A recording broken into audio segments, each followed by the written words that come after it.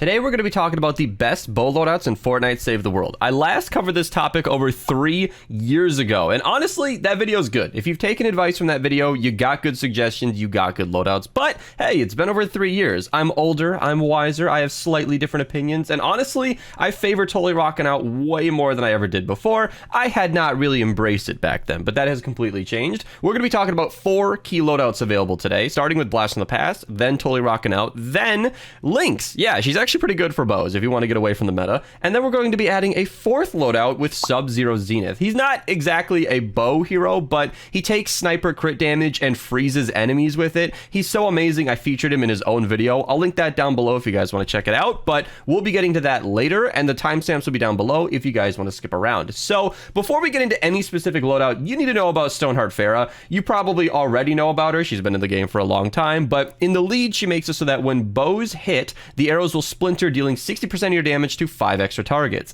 That is really good for crowd clearing. And one key thing to note about Pharah is that her commander perk activates from bow's abilities. And this is notable in 2 different bows, the Cloud Burst and the Vacuum Tube bow. The Cloud Burst can activate a cloud of steam, which can activate Pharah's perk over and over and over for kind of a ton of damage. And everybody's favorite, the Vacuum Tube bow. If you use the Vacuum Tube bow with Stoneheart Pharah, every single one of the lightning bolts that chain out from that weapon hit will activate Stoneheart Pharah again for basically a gigantic spread of 36 different enemies getting hit from the... It's kind of insane. It'll chain back and forth between 2 targets. It's amazing. If you're using the Vacuum Tube bow specifically, you want Pharah in the lead or at least the support, because the Vacuum Tube bow plus Pharah is an incredible combination. And when she first released, she was hailed as like the queen of bows, and she still kind of is. To this day, she is the only hero in the game that exclusively interacts with bows. Now, bows are technically classed as snipers, and that'll be relevant for the rest of the video, but she's the only hero that actually does anything with bows, and for a long time I recommended her in the lead without any consideration for anything else.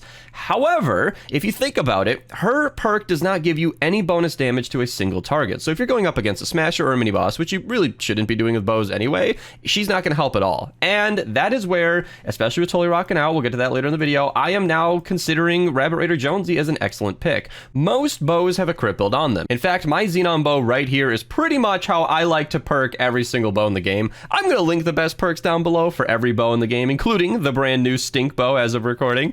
But yeah, reload, fire rate, crit rating, crit damage is technically what you want. Not every bow can run that, looking at you, boom bow, but this is essentially what you're running. So you're already kind of fishing for crits when it comes to bows anyway, and especially with Totally Rockin' Out, we'll talk about that later. Rabbit Raider Jonesy is an excellent lead. So these are basically your 2 commander options, Rabbit Raider Jonesy in the lead or Stoneheart Pharah.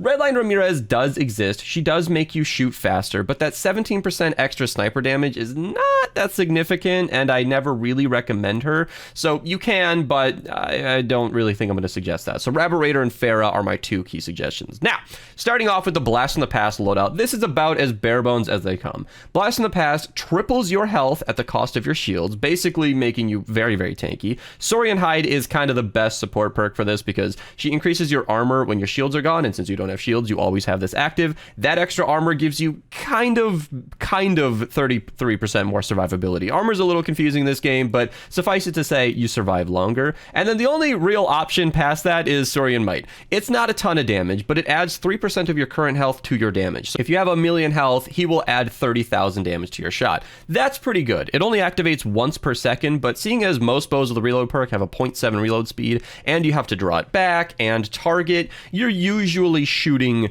about once per second anyway. So he's a great synergistic hero. As for the other Blast from the Past options, we're not running melee, we're not using abilities. Saurian Vigor heals you every 5 seconds, but so slowly that it doesn't help. We're not using energy, and again, we're not really using our abilities. So these are basically the only 2 suggestions that really make sense. As for the support perks, they are going to be very standard. Of course, if you are running Rabbit Raider in the lead, you want Pharah in support. She chains to 3 nearby targets instead of 5 in support, only dealing 20% instead of 60, but it still helps, and he'll be crushing the targets anyway if you're critting. So if he's not in the lead, he should be in support. If he is in the lead, Pharah should be in support. And then in every bow loadout ever, you want Redline Ramirez. A flat 17% damage bonus is just nice. You can't go wrong with that. And then this final perk is a bit controversial. I personally have actually stopped using coconuts because of laziness. This is still the best support perk in the game. There is no other healing outside of the healing pad trap that will heal you fast enough to keep up with Blast in the Past. You can use Survivalist or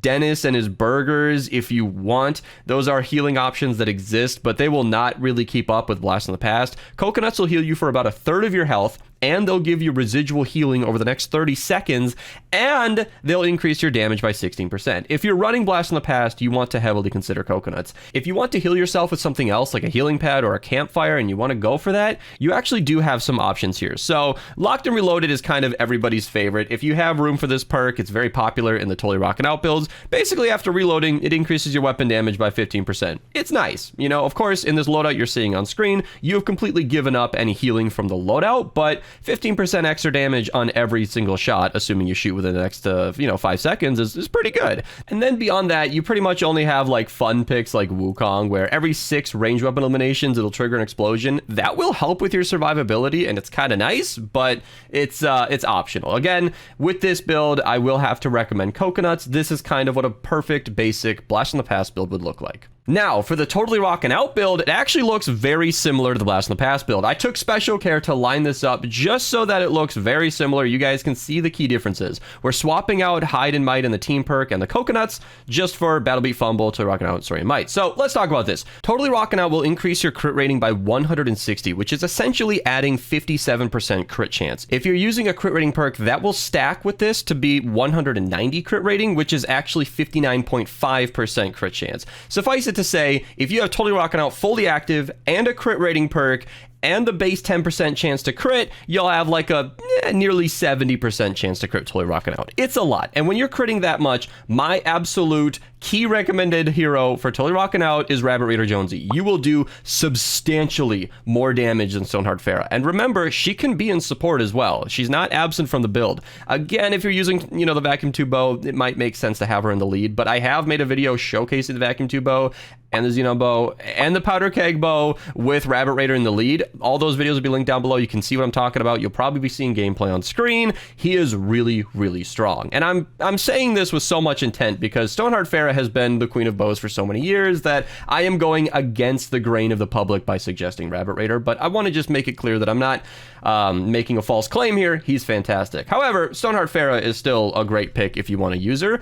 You're Totally Rockin' Out will still be boosting your damage so much that you'll be fine. Battle Beat is a great pick. She can activate from traps, so as your traps are eliminating 10 enemies in 9 seconds, you'll just be getting Totally Rockin' Out passively, which is super nice. And then Fumble is kind of an optional pick here. He makes it so that footballs get dropped on the ground and then you can pick them up. That will mean that you have to like go into the fight and kind of expose yourself. Part of the reason that I flipped on Totally Rockin' Out over the years is that I always claimed that Blast in the Past was safer and more consistent. That is true. That was never wrong, but you're using a bow here. And again, realistically, you're probably using the Xenon bow. If you guys are curious about the top bows in the game, I'll link my best bows video and my top 5 bows down below. The best bows is a general overview of all of the best bows in the game. The top 5 is like me really locking into an opinion and sharing you guys what I actually think. And you might be surprised because I don't think the Xenon bow is the best bow in the game, but I know that the community loves it. And when you're using the Xenon bow, you can just stand on your base from a safe distance. So I always claimed that, it was dangerous to run Totally Rockin' Out, but you could just stand safely back. And with Fumble, you won't really be taking advantage of Totally Rockin' Out.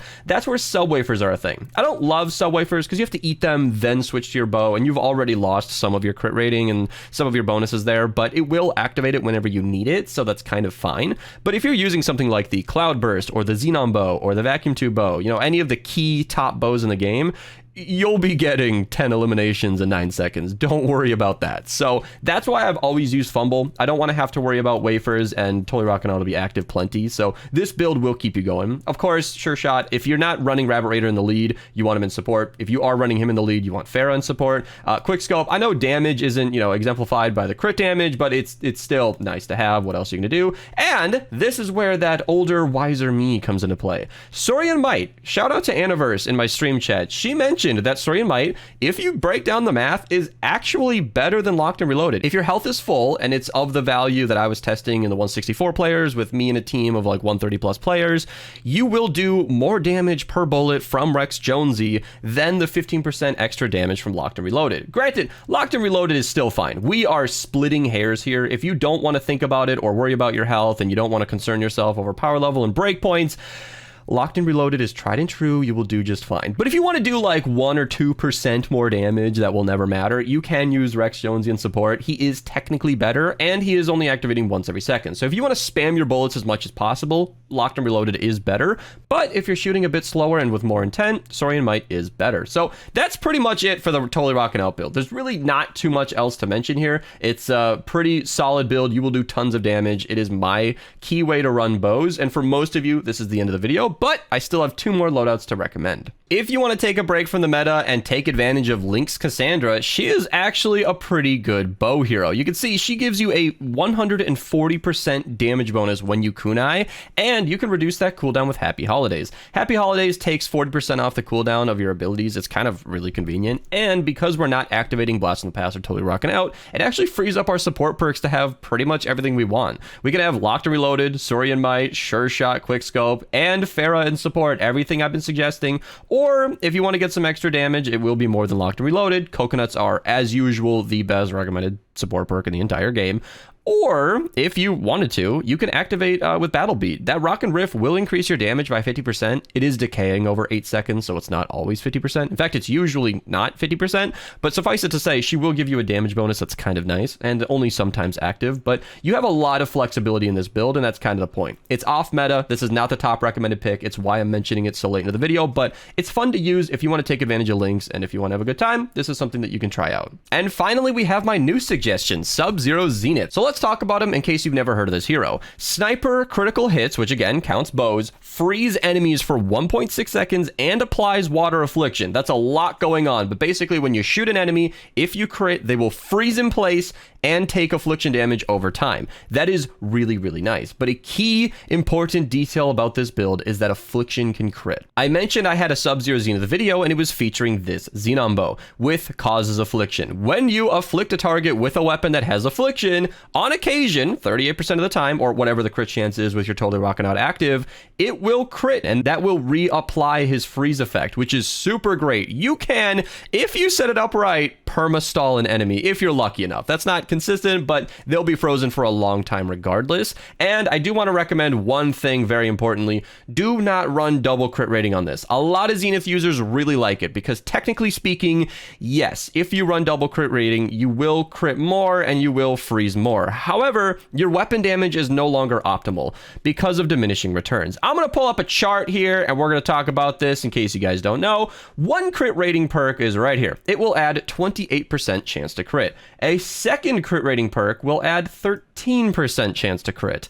And that's not that much. In fact, if you have a 190 crit rating, 59.5% extra chance to crit, that is with Totally Rockin' Out, fully active, and a crit rating perk, if you add a second crit rating perk to that, you will be critting 61% of the time. So you will get, with Totally Rockin' Out fully active, a 1.5% increased chance to crit with that second crit rating perk. So even if you are super interested in freezing as consistently as possible, you're still already doing that with one crit rating and Totally Rockin' Out active. What my advice is to not run double crit rating and instead enjoy a fire rate perk or a damage perk if you're looking for that. Or you could get, you know, a crit damage perk, do 135% more while you're at it. I honestly believe if you're running double crit rating and switching off to a different weapon, that's fine. If you just want to freeze them with a bow, then switch to a powerhouse like the pot shot, I got you. I understand your strategy. I still think if you want to optimize your weapon damage, do not run that double crit rating perk. It does not work. The math does not support it. So now that we've talked about Zenith and the intricacies of double crit rating, let's talk about the build. Of course, Totally Rockin' Out active, Battle Beat and Fumble, or Wafers if you want to be very consistent. Honestly speaking, if you're just running around playing the game, Fumble's fine, but Sub Wafers will, you know, back up my claim of not running double crit rating.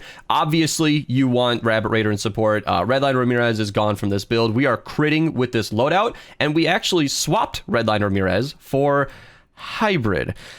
Hybrid is a hero that has caught a lot of flack on my channel for good reasons. He's pretty not great, but since we are taking advantage of Affliction critting to reapply Zenith, you can justify running Hybrid in this build. If you just want to kill the enemies as quick as possible, maybe you are one of those people running double crit rating and like switching off to a rocket launcher, you could use faster explosions to do more damage with your pot shot, or you could bring Redline Ramirez back and just do more damage. That's completely valid. It'll be completely fine. You're already critting a ton with totally rocking out. Realistically, you don't need to extend your Affliction by 34%. You could just, I don't know, hit him with another arrow. But because this is like the one time I can ever make Hybrid useful, it's fun to suggest him because he's actually a really good hero for this build. And actually, it's my understanding that he's been bugged for a long time to be doing his commander perk in the support slot. I don't know if that'll be true forever, so I'm just going to pretend that it doesn't work, and I'm not going to suggest that. But if it is working in your current version of the game, then, I mean, why not? Enjoy that extra Affliction and fire damage. Imagine afflicting for the energy damage of the Xenon and the fire damage and water damage of your support. Like, your whole team is just like an elemental powerhouse. You're like a chimera out there. It's amazing. And then, of course, we have Cupid's Arrow in support, just for a little bit of extra crowd clearing. And again, she's not that great for single target damage. So with Zenith, you're optimally targeting like smashers, propanes, mist monsters. You can't affect mini bosses with the freeze. You might not actually want Farah at all. Like if you're just trying to kill those enemies as fast as possible, again, Redline Ramirez to buff your bow, or if you're switching off to a launcher, maybe, you know, the 17% from Demo Penny. Again, if you don't know this hero, there she is. She's almost entirely research only. I believe she comes from like military llamas, so you kind of have to flux her if you want her, but still, if you're using a rocket launcher in a build like this, that makes perfect sense. So yeah, Zenith build, super fun, really useful. It's more tactical than damage. Obviously, we talked about the damage builds earlier with Raberator in the lead and totally rocking out, but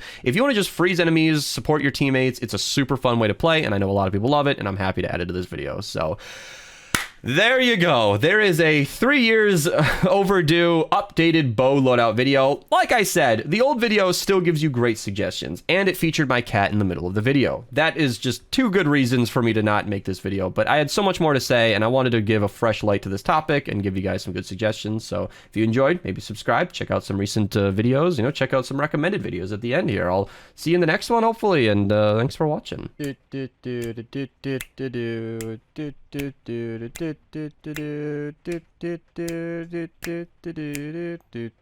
And then